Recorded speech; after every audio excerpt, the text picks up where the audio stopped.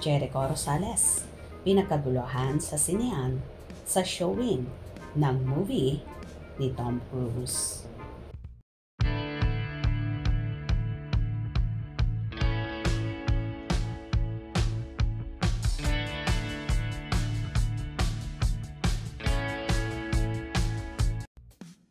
Todo nga ang suporta ng kapamilya, aktor at Mr. Pogi ng Marikina. Walang iba kundi si Jericho Rosales. Sa showing ng international movie ni Tom Cruise, ang Mission Impossible The Final Reckoning na showing na sa Pilipinas. Pinagkaguluhan nga si Eko ng mga fans na naroroon at isa't isa ay nagpa-picture sa aktor.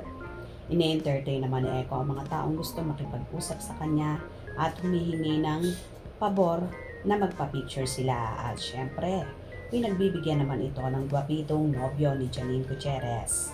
Kitang-kita sa lumabas na video kung gaano kabait ang isang Jericho Rosales at lahat nga ng taong kinakausap sa kanya ay kinakausap din niya at di siya namimili.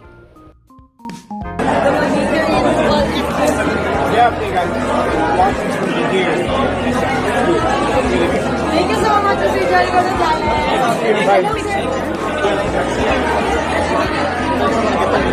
Alright. Thank you guys.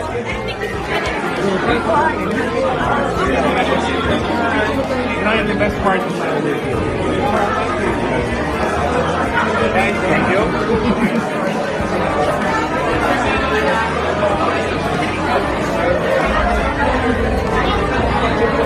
No, I'm still floored. It's crazy good. I'm still digesting it.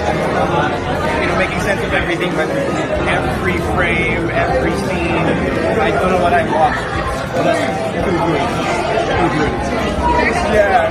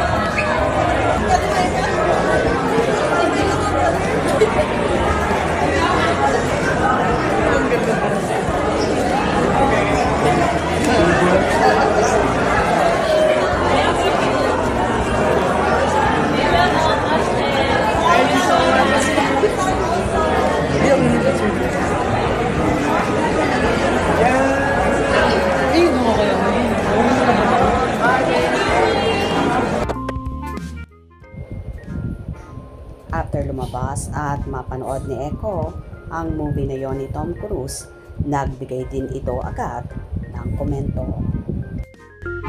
It's just crazy good. I'm still digesting it. I'm still, making sense of everything, but every frame, every scene, I don't know what I watched. It's just too good. Too good. Gandang-ganda nga si Eko sa pinanood nila kasama ang ilang cast ng kanilang movie na Quezon kagaya na lang ni Ben Affleck at iba pa.